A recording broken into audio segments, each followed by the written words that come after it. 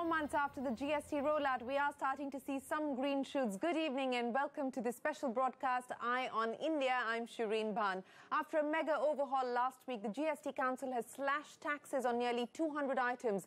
But what's even more encouraging is that the revenue collections are starting to pick up and the shortfall is gradually reducing. Let's go across now to Timsy Jaipuria. She's breaking that down for us. Timsy, what are the revenue collection details throwing up?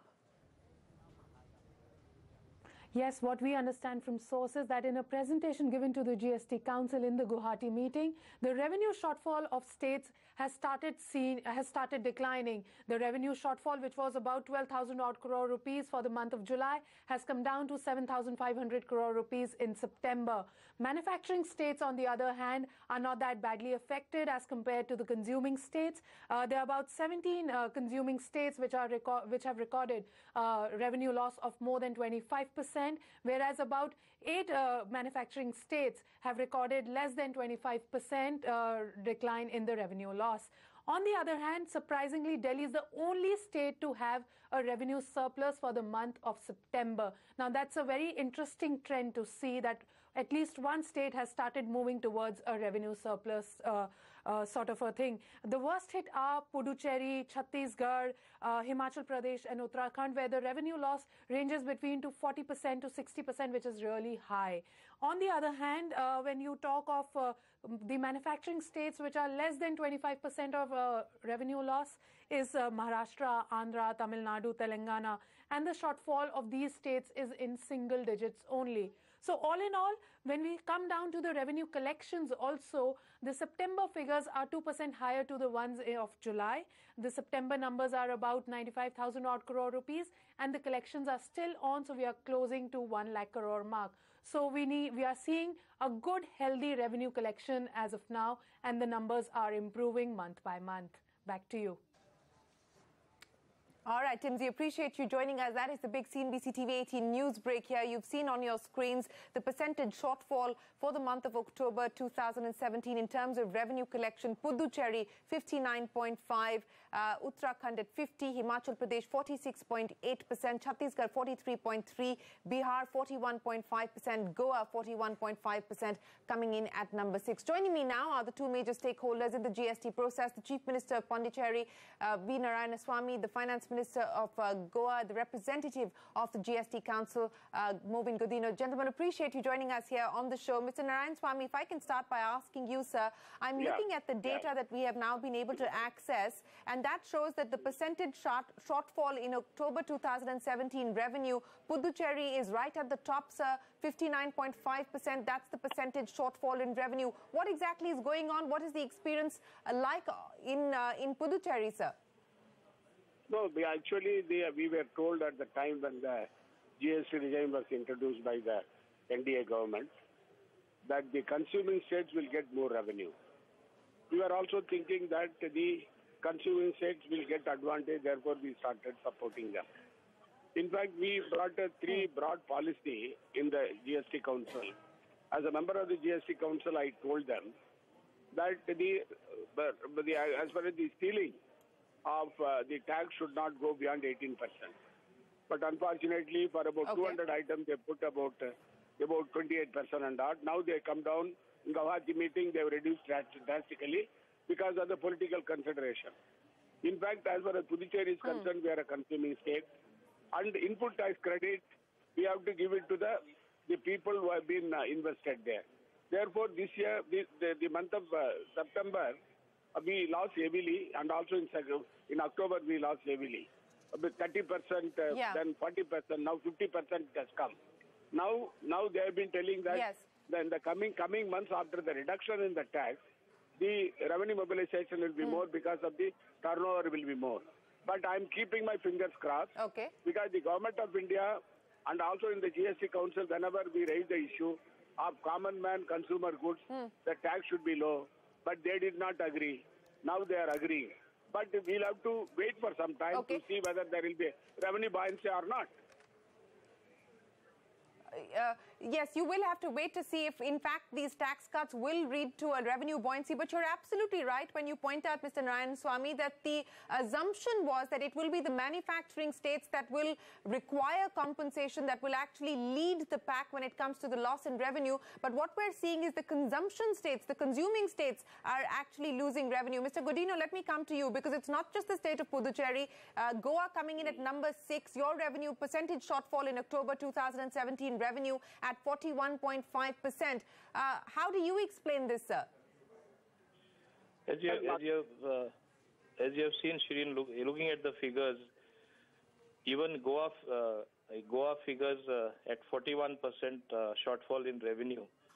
As I understand, the income that is going to be generated through indirect taxes, being a service-oriented economy, or where services are rendered, it is more sort of seasonal. After October, that is from November, we expect the revenues to pick up.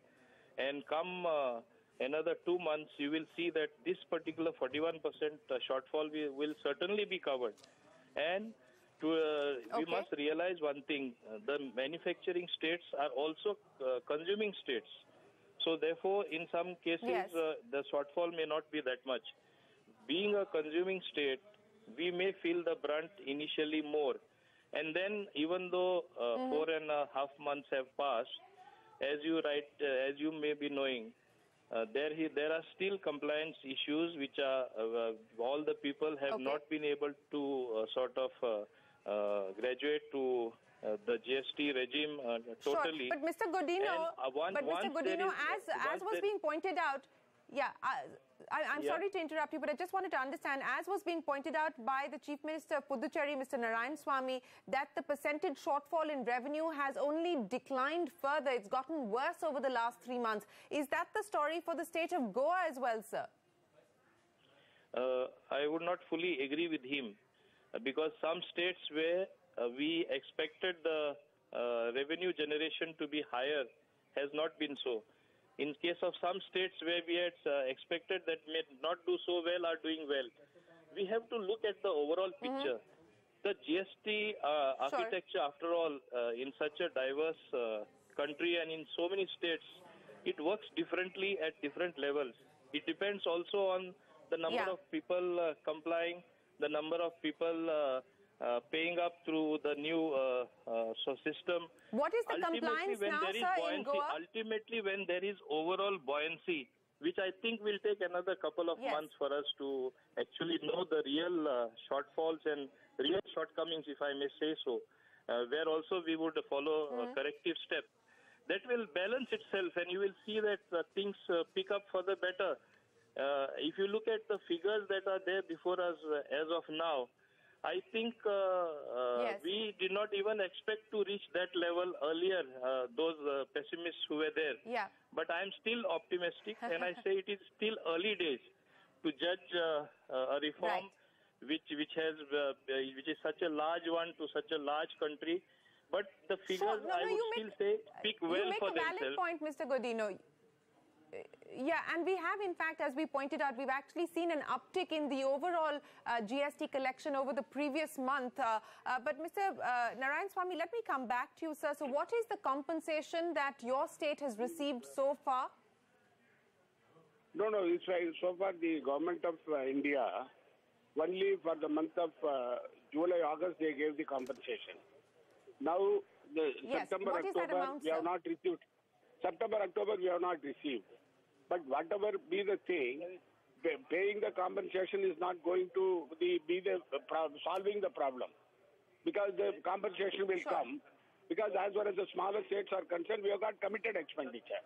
We'll have to do that in the same month itself, because this is the situation in the smaller states. Therefore, now this is the transition period. Let us wait and watch. And ultimately, because the GST Council is meeting, we will redress our grievances, because whatever we said in the initial stage, that the approach which was adopted by the GST Council and also this government was mainly responsible for this mess. Sure. Okay, but Mr. Godinho, let me come back to you, sir, because it is our understanding that the compensation amount that has been collected by way of the cess, that is in fact suffice or that is enough to pay the compensation that has to be paid to the states that are seeing this revenue shortfall, 17 states to be exact, where the revenue shortfall is more than 25% for the month of October. Is my understanding accurate, sir? Yeah, I think so far we are comfortable insofar as the cess collected is enough to sort of compensate those states which lack revenue. But we don't want to forever be in that sort of situation. Oh, and obviously. if you look at how the whole thing is fanning out and the whole architecture of GST is working, and with practical changes being made, on the one hand, I'm surprised that my good friends sometimes on the other side of the political spectrum sometimes try to say that you should come down to only one slab. You cut down so-and-so things from 28, you come down to 18, or you go to even 5%, which would be ideal. At the same time, then you have the same people shouting that the states are short of revenue. I think we are taking very balanced decisions, taking the overall situation into consideration. That we should not land in a situation that even amount collected to cess is not enough to compensate that. And believe me, this is going to last for 5 years. After 5 years, we don't want a situation where any state, for that matter, would want the center to give them some funds in this regard. And we will be beyond 5 years, there is no guarantee from the center, much earlier. Yeah. We will be moving to an ideal situation much earlier. In the next couple of months, you will yourself see how much buoyancy is there and how things are working and what practical decisions we have taken, taking the sentiments of the small traders, small businessmen, of the stakeholders. And there are various committees also that have been formed with them coming on board to give good suggestions. We are always amenable to good suggestions, to practical decisions which would make the GST architecture ideal and work for the nation.